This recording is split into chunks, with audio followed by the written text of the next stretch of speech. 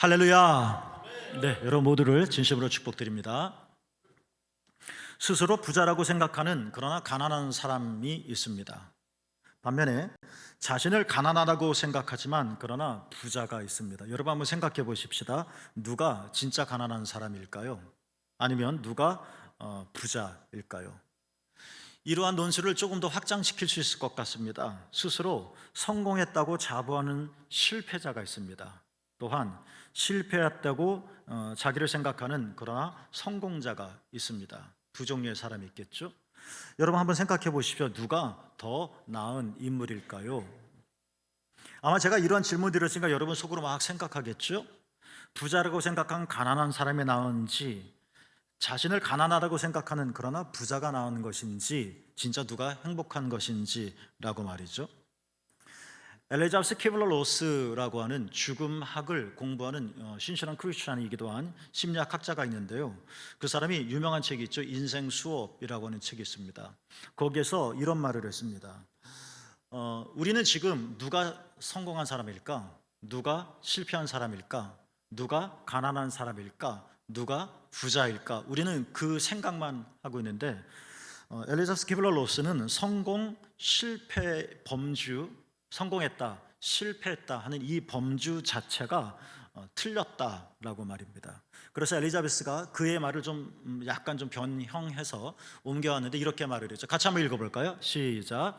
중요한 것은 우리 자신이 소중한 존재라는 사실을 잊지 않는 것이다.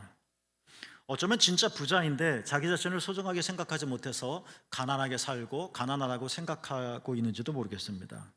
실제로는 성공한 사람이지만 자기 자신의 가치를 알지 못하기 때문에 평생을 실패자로 생각하고 살아가고 있는지도 모르겠습니다. 오늘 본문 앞서 마태복음 19장 16절부터 22절에는 유명한 한 사건이 나오는데요. 부자 젊은이 이야기입니다. 내용이 이렇습니다. 그는 부자였습니다. 젊은 나이에. 부럽습니다. 어떻게 그 많은 돈을 벌었을까? 또한 그는 어려서부터 율법을 잘 지켰습니다. 정말 훌륭합니다. 이렇게 신앙생활을 오래 한 우리도 하나님 말씀 하나하나 지키기가 어려운데 어려서부터 율법을 다 지켰다. 존경스럽습니다. 아마 이 부자 젊은이를 보면서 누구나 그런 생각을 할 겁니다. 이 사람은 분명히 성공한 사람이야 라고 말입니다. 추측하건대 얼굴도 잘생겼을 것 같고 키도 컸을 것 같고 괜히 이런 생각이 듭니다. 성경이 말하고 있지도 않은데요. 왜냐하면 그는 부자였다고 했으니까. 그리고 그는 어려서부터 믿음 생활을 잘 했으니까 말입니다. 많은 사람들이 그를 성공한 인물로 바라보았을 것이고 그리고 거의 확실할 것 같은데 그 젊은이도 스스로 나는 성공했어 라고 생각하며 지냈을 거라는 것입니다. 왜냐하면 1절에 보면 마태복음 19장에 보면 어떤 이야기가 나오냐면 16절에 보면 이 부자 청년이 예수님을 먼저 찾아옵니다. 예수님이 부자 청년을 찾아간 게 아니에요. 여러분 이걸 한번 우리가 좀 상상해 보면 이거는 이 부자 청년이 자기 자신에 대해서 자신감이 있었다는 이야기입니다. 늘 하나님에 대해서 뭔가 주님에 대해서 부끄러움이 있다면 연약하다라고 생각하면 면목이 없다고 생각하면 찾아 나서지 못하겠죠. 그런데 그는 자신감 있는 거예요. 나는 괜찮다. 뭐 겸손하게 말하면 나는 진짜 완전하지는 않지만 내가 예수님께 찾아가서 무엇을 하면 무슨 선한 일을 하면 영생을 얻을 수 있겠습니까? 라고 질문할 만큼은 된다 라고 부자 청년은 생각했겠죠. 그러니까 예수님에게 나왔을 것이다 라는 것입니다. 이렇게 모든 사람이 부러워하는 부자 청년이었습니다. 그는 성공했다라고 사람들이 생각합니다. 거기까지는 맞습니다. 그런데 모든 사람들의 예상이 빗나갑니다. 마태복음 19장 22절에 보면 여러분이 잘 아시는 것처럼 이 청년은 자신이 재산이 많았기 때문에 주님의 말씀을 듣고 어떻게 했다고 했나요? 근심하며 떠나갔다라고 말합니다. 이 부자 젊은이가 예수님을 찾아왔을 때만 해도 지금까지 성공했으니까 앞으로도 그럴 거다라고 예측했을 것입니다. 이 젊은이는 잘 살아왔으니까 이제 예수님 만나서도 일이 잘 풀릴 거야 라고 우리는 생각했을지도 모릅니다. 그런데 전혀 아니었죠. 근심했다. 떠나갔다. 떠나갈 수는 있습니다. 자신에게 맞지 않다고 생각하니까. 그러나 근심했다. 근심은 왠지 이 젊은이하고는 어울리지 않는 단어 같았습니다. 그런데 떠나갔죠. 근심하면서. 이 이야기를 통해서 예수님께서 제자들에게 이런 말씀을 하십니다. 이게 포인트입니다. 마태복음 19장 30절에 이 부자 젊은이를 두고 한 말이지만 사실 우리 모두를 에게 해당되는 말씀이기도 한데요. 같이 읽어보겠습니다. 시작. 그러나 먼저 된 자로서 나중되고 나중된 자로서 먼저 될 자가 많으니라. 먼저 된 자로서 나중된다라는 문장이 앞에 나옵니다. 아마 이 부자 청년을 염두에 둔 말씀인 것 같고, 또 부자 젊은이와 비슷한 처지에 있는 그 누군가에 해당되는 말이기도 할 것입니다. 이 말씀을 통해서 우리는 또 부자 젊은이의 이야기를 통해서 우리는 알아야 되겠습니다. 우리가 성공할 수 있고 우리가 부자일 수 있습니다. 그것이 잘못된 것은 아니죠. 우리가 선하게 살기도 합니다. 그러나 이 부분에 대해서 우리가 지나치게 자만한 나머지 방심해서는 안 될 거다라는 겁니다. 지금까지 나 잘 살아왔으니까 앞으로도 잘 살 수 있을 거야. 이것은 확실하지 않다는 겁니다. 왜냐하면 아직 끝난 것이 아니기 때문입니다. 글쎄, 이 젊은이에 대한 평가가 어떨는지 모르겠지만 어찌됐든 우리는 겉으로 보면 이 젊은이는 훌륭하게 살아온 것 같습니다. 지금까지는. 그러나 젊은이가 살아갈 시간은 많이 있습니다. 그가 예수님을 만나기 전까지는 정말 존경받을 만한 사람이었을 건 분명한 것 같습니다. 그러나 이유는 어떻게 펼쳐질지 아무도 알 수 없는 것입니다. 그러니까 끝까지 우리는 겸손해야 한다 하는 것을 한편 알려주는 것 같습니다. 오늘 본문입니다. 예수님의 비유입니다. 잘 아는 내용인데 오늘 전체 본문을 좀 함께 읽고 싶지만 그냥 16절 한 절만 떼서 읽었는데 약간 좀 줄여서 설명해 드리면 예수님의 비유의 내용입니다.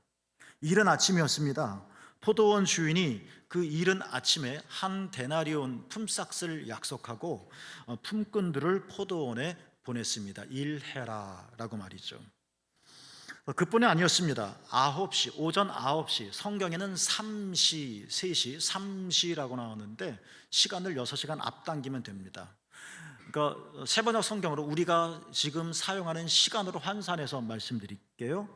이른 아침 외에도 시간이 지나 오전 9시, 그리고 12시, 그리고 3시에 포도원 주인은 장터에 나가봤더니 여전히 놀고 있는 자들이 있어서 그들에게도 포도원에 가서 일해라 라고 보냈다라고 말을 합니다. 그런데 이게 끝이 아니었습니다. 오후 5시가 되었습니다. 포도원 주인이 또 장터에 나가봤더니 여적껏 일거리를 얻지 못한 자들이 있어서 포도원으로 보내서 일해라. 이게 마태복음 20장 1절부터 6절 이야기입니다. 그러니까 포도원 주인이 이른 아침, 그 다음에 9시, 12시, 3시, 그리고 몇 시라고요? 오후 5시 각각 부른 겁니다. 하루 일과가 끝났습니다. 이제 삭스를 줘야 되겠죠.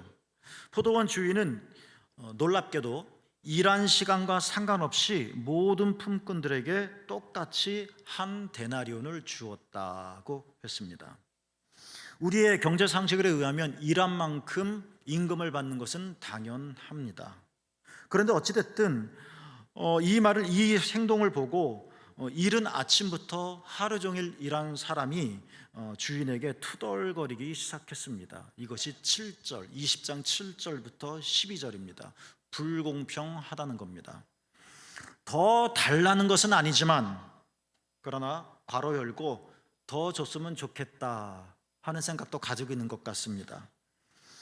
오후 5시에 와서 한 데나리온을 받은 사람을 보니 나는 더 받을 수 있겠다 생각했었던 것이고, 그리고 불공평하다, 불공정하다 하는 생각을 당연히 했을 겁니다. 저라도 그랬을 것 같습니다. 누가 이런 식으로 포도원 주인이 품꾼들을 대한다면 누가 아침 일찍 나와서 일하겠습니까? 다 똑같은 임금이라면 그냥 5시에 나와서 1시간만 일하고 끝나는 것이 낫지 않겠습니까? 자, 그런데 여러분, 오늘 이 본문의 말씀을 예수님, 이건 비유입니다. 예수님의 말씀은 경제학을 이야기하고 있지 않다는 겁니다. 이 세상의 경제는 이러니 하면서 하신 비유가 아닙니다. 20장 1절에 보면 이 비유는 하나님 나라에 관한 이야기입니다. 오늘 이 사회가 어떻게 굴러가야 하는지 사회 구조를 이야기한 것도 아니고 하나의 비유입니다. 뭘 비유한 거예요? 하나님 나라가 이렇다는 겁니다.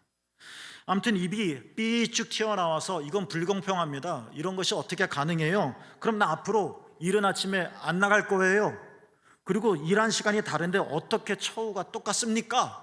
하고 막 부룩부룩 화를 내는 그 이른 아침에 온 품꾼들을 향하여 예수님께서 말씀을 하십니다. 오늘 읽은 말씀입니다. 그런데 이 말씀이 아까 여러분과 함께 읽었었던 부자 젊은이에게 하셨던 마태복음 19장 30절의 말씀과 내용이 거의 똑같습니다. 다만 순서가 다릅니다. 어떻게 다른가 볼까요? 자, 마태복음 20장 오늘 보면 16절을 다시 한번 같이 읽어보겠습니다. 또박또박 읽어봅시다. 시작.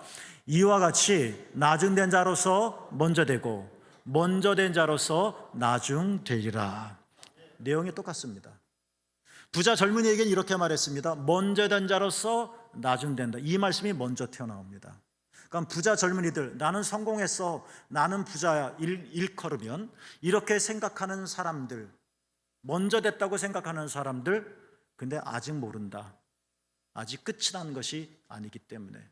그러나 오늘 말씀은 오후 5시 막 사람들이 이른 아침에 온 종들이 막 투덜투덜거리며 주인에게 막 뭐라고 따지지만 아무 말도 하지 못하고 저 구석에서 마치 커다란 죄인이나 된 듯이 꾸부정하게 침묵하고 고개 숙이고 있었을 것 같은 5시 일꾼을 향해서 말은 저 사람들에게 하지만 이 5시 인생을 바라보며 주님께서 하신 말씀이기 때문에 순서가 바뀐 겁니다. 나중된 자로서 먼저 된다라는 말씀 말입니다. 이 말씀을 좀 묵상해 보려고 합니다. 이것은 오늘 본문의 스토리입니다. 오후 5시 그리고 이른 아침, 어마어마한 시간의 차이가 있습니다. 오후 5시는 이른 아침에 비하면 한참 늦은 출발입니다. 오후 5시에 시작한 사람이 이른 아침에 출발한 사람을 따라잡기는 불가능합니다. 우화에서는 거북이가 토끼를 따라잡는다 가능하지만 현실 세계에서는 불가능합니다.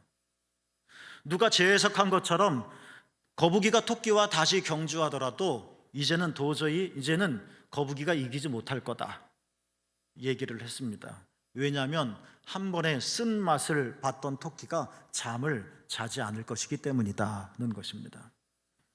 마치 토끼와 거북이 이야기처럼 오후 5시의 인생과 이른 아침에 출발한 인생은 하늘과 땅 차이일 겁니다. 여러분, 이처럼 저는 이것을 이렇게 생각해 봅니다. 이처럼 누군가는 다른 이에 비해서 한참 뒤에서 출발할 수밖에 없는 현실에 있다는 겁니다.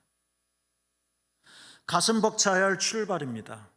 새 학교, 새 직장, 가슴이 설렙니다. 잘해봐야지. 나도 여기서 인생을 활짝 펴봐야지. 그런데 내 출신, 배경, 가난함 또는 건강하지 못함, 여러 가지 사정이 인하여 만약 출발선이 다르다고 한다면 그때는 분노와 좌절을 겪게 되어질 겁니다. 8절에 보면 오후 5시에 포도원 주인의 부름을 받은 사람을 일컬어 8절엔 나중 온 자라고 했습니다. 그러니까 가장 나중에 온 사람, 그보다 더 늦은 사람이 없다는 이야기입니다.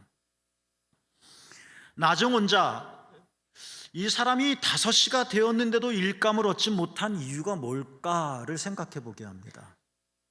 하나 확실한 것은 예수님께서 이 비유를 말씀하실 때 이 사람이 5시가 되도록 일거리를 얻지 못한 이유를 예수님은 말씀하고 계시지 않다는 겁니다.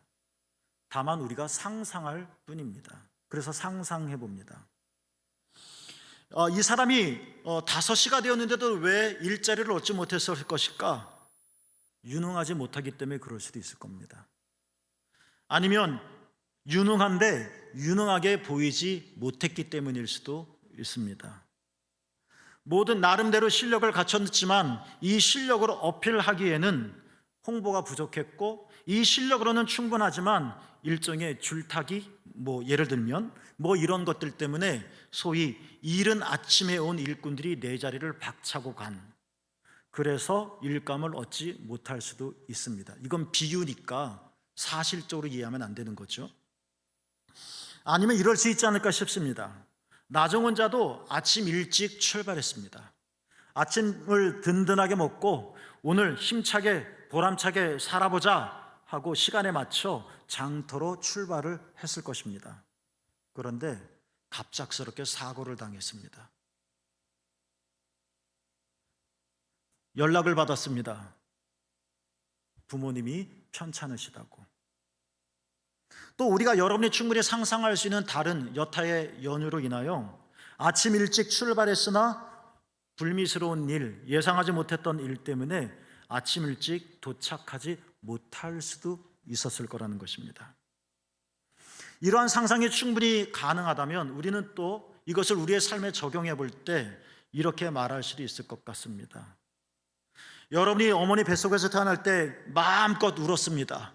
이 세상아, 내가 너희를 한번 정복해 보랴. 여러분의 새로운 시작, 언덕바지를 넘어갈 때 기세기를 펴면서 이제 한번 해보자 라고 외쳤을 것입니다. 마치 나중에 온 이 일꾼도 아침 일찍 도착해야지 하고 활기찬 걸음을 내딛었었던 것처럼 말입니다. 그러나 한 번의 실수가 일어났습니다. 원치 않게 한 번의 실패를 경험하게 되어집니다. 나는 아침 일찍 출발하려고 하는데 그만 길을 잃어버렸습니다. 돌아가야만 했습니다. 이런 한 번의 실수나 실패와 또 우연한 좋지 않은 사건이 일어나요. 우리 삶을 멈춰 세웁니다. 내 계획은 이른 아침이었지만 부득이하게 5시에 도달하게 된 폭입니다. 그래서 우리는 조아립니다. 마음 아프게. 그때 그런 일만 없었더라면. 다른 사람에게는 그런 일이 일어나지 않았는데 왜 나에게 이런 일이 일어나서 나도 이른 아침에 출발했는데. 후회스럽습니다. 마음이 아픕니다. 여러분 한번 상상해 보십시오. 여러분은 어쩌면 누구나 다 경험했었을 여러분의 개인적인 경험들을 한번 대입해 보라는 겁니다. 허겁지겁 땀 뻘뻘 흘리며 늦었어 이거 어떡하지 하면서 장터에 와봤더니 이미 시간은 오후 5시. 아니면 이른 아침 일찍 나도 제 시간에 맞춰서 왔는데 아무개 하고 이름을 불림받으며 포도원으로 가는데 내 이름만 불려지지 않은 상황 상상해 보십시오. 그리고 그 넓은 장터, 이른 아침에 많은 일꾼들이 있었지만 이제는 나 혼자 남은. 상상해 보십시오. 5시 일꾼, 나중 온 자, 다들 포도원으로 잃어갔는데 혼자 덜렁 장터에 남아있던 그 사람의 심정은 어떠했을까? 여러분의 비슷한 경험들을 한번 적용해 보십시오. 정말 비참할 겁니다. 정말 비참할 거란 말입니다. 이거는 성경 이야기만은 아닌 것 같습니다. 우리는 원치 않지만 늘 싸늘한 평가를 받으며 삽니다. 나를 평가해 주세요 하고 내가 요청해서가 아니라 은연중에 우리는 다 평가를 받습니다. 오늘 처음 만나는 사람인데 그 사람은 나를 평가합니다. 세상은 우리를 이른 아침, 오전 9시, 12시, 오후 3시 이런 식으로 등급을 매깁니다. 내가 원해서가 아닙니다.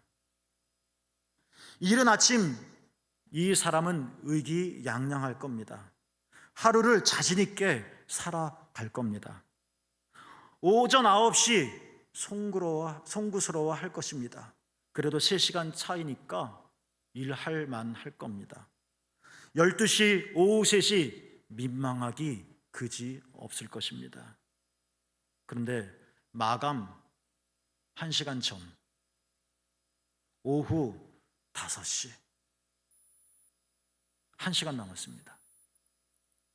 내가 기다린 시간보다 훨씬 적은 시간만 내 앞에 놓여져 있습니다.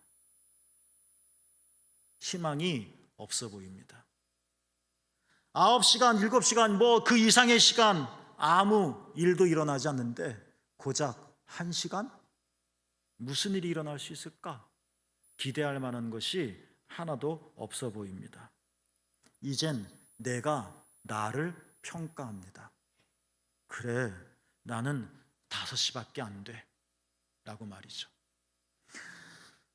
오전 9시까지만 해도 우리는 기대했을 겁니다. 그래도 누가 날 불러줄 거야. 그래도 누가 나를 좋은 평가를 해줄 거야. 근데 시간이 어느덧 흘러 오후 5시가 되었을 때 그렇지 내게 다른 게 있으려고 하면서 말입니다. 자, 우리는 지금 이 말씀을 읽었습니다. 이렇게 낙심하고 스스로 비참하고 불행하고 이제 남은 시간이 얼마 없고 이제 막다른 길목에 서 있는 것 같은, 그런데 다른 사람은 다 불림을 받고 포도원에 가서 일하고 있는 그 동료들 뒷모습을 바라보면서 쓸쓸히 차량하게 생각하고 있는, 누가 막 떠들어대고 비판을 하고 사회 정의를 외쳐도 마치 죄인인 양 아무 말 한마디 못하고 푹 고개를 숙이고 있을 수밖에 없는 그런 사람에게 5시 마지막, 그 후에 사람이 없는 나중에 온 자를 향하여 주님께서 하신 말씀이라는 겁니다. 같이 한번 읽어보겠습니다. 시작. 이와 같이 나중된 자로서 먼저 되고 먼저 된 자로서 나중 되리라. 여러분, 저는 마태복음 19장에 나와 있는 부자 젊은이 이야기를 여러분에게 먼저 말씀을 드렸습니다. 예수님은 부자 젊은이를 어떻게 생각하셨을까요? 통찰력이 있었던 예수님은 건들건들거리고 오는 이 부자 젊은이를 보고 싹시 노랗구만, 저건 교만해, 좀 돈 있다고 으시덕으시덕거리는 게 기분이 나빠, 저거 어렸을 때부터 율법 지켰다고 하지만 내 눈은 못 속이지, 외식적이야. 아마 주님이 판단하셨을 것 같은데 놀라운 말씀이 있습니다. 주님은 우리가 보기에도 좀 괜히 기분 나쁜, 주님은 부자 젊은이 경멸하지 않으셨습니다. 증거가 뭐냐고요?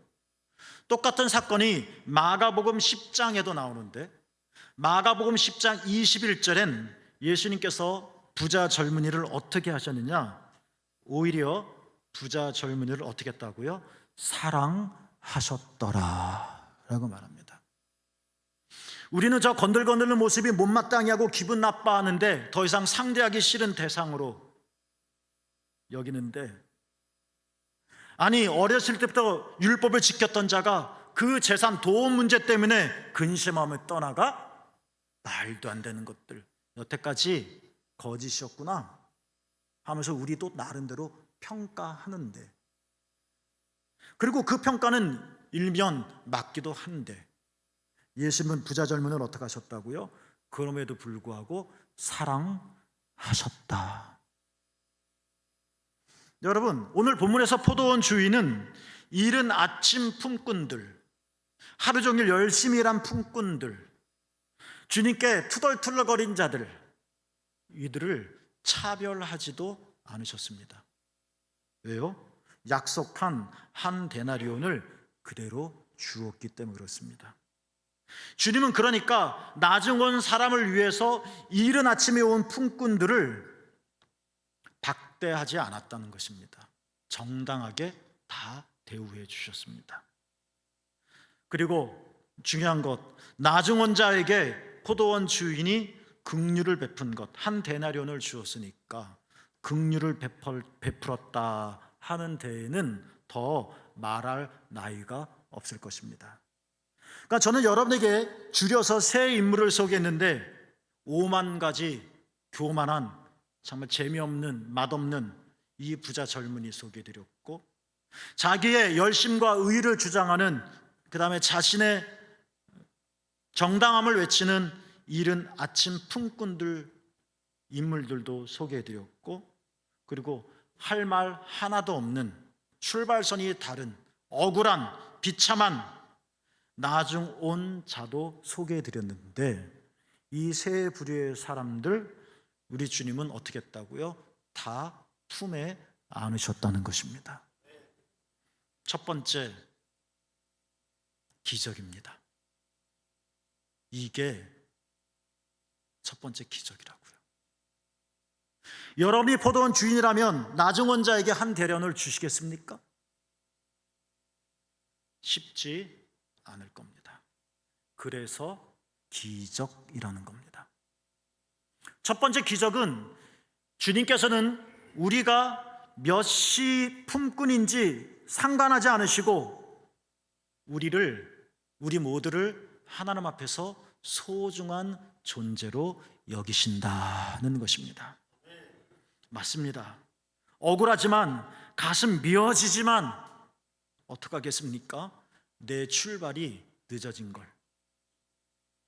우리 부모님이 가난하면 부자인 부모를 둔 자녀들보다, 친구들보다 우리의 출발선은 뒤처져 있을 것입니다. 이게 현실인 걸. 내가 뭐 잘못했나요? 그냥 손재주가 없이 태어난 걸. 나는 의도하지 않았습니다. 근데 나도 이른 아침에 가고 싶었지만 사고가 났어요. 되돌릴 수 없는. 우리는 그것들로 하나하나 등급을 매기고, 너는 1등이야, 너는 2등이야, 너는 첫째야, 세번역 성경에 의하면 너는 꼴찌야. 이게 사회의 기준인데, 주님은 어떻게 하다고요? 모든 사람들을, 부자 젊은이도 사랑하셨고, 이른 아침 품꾼들로 차별하지 않으셨고, 더더군다나 나중에 온 자에게는 한없는 긍휼을 베푸셨고, 주님은 한 사람 한 사람 다 귀하게 여기신다는 것입니다. 여러분도 그렇습니다. 우리 집에서 제가 제일 키가 큽니다. 불쌍해 보이지 않으세요? 우리 애들은 나보다 좀 컸으면 좋겠건만 어떡합니까? 씨가 그런 걸. 밭은 좋은데. 그러나 사랑하신다는 겁니다. 나 열심히 달렸어요. 그런데 자빠졌어요. 하필 거기 돌이 있어서 웁니다. 나도 잘하고 싶었는데. 주님이 사랑하십니다. 기다려도 1시간밖에 안 남았습니다. 끝난 것 같습니다. 1시간에 무슨 희망을 담을 수 있겠습니까? 그런데 기적이 일어났습니다. 기적이란 이런 것이 아닐까요? 우리는 처음 설교 시간에 말씀드렸던 것처럼 가난하냐, 부자냐, 성공했냐, 실패자냐, 이게 우리의 사고 또는 사회적 범주로 여기는데, 그게 아니라는 겁니다. 중요한 것은 우리 자신이 하나님 앞에서 모두 다 소중한 존재라는 사실. 여러분이 바로 그렇습니다. 여러분 힘내십시다. 또 다른 놀라운 기적이 두 번째로 있습니다. 그 기적은 뭘까요?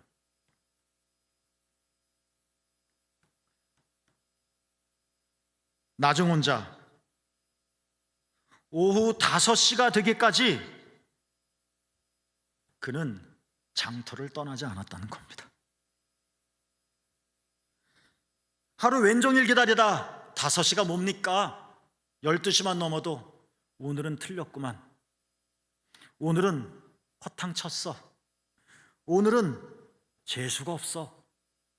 오늘은 이렇게 끝난 거야 하면서 짐보따리 싸고 집으로 돌아가고, 이 슬픈 인생을 한탄하며 술집에 가서 시간을 보내기도 하며 그랬을 터인데, 나중원 자는 5시가 되기까지 장터를 떠나지 않았다.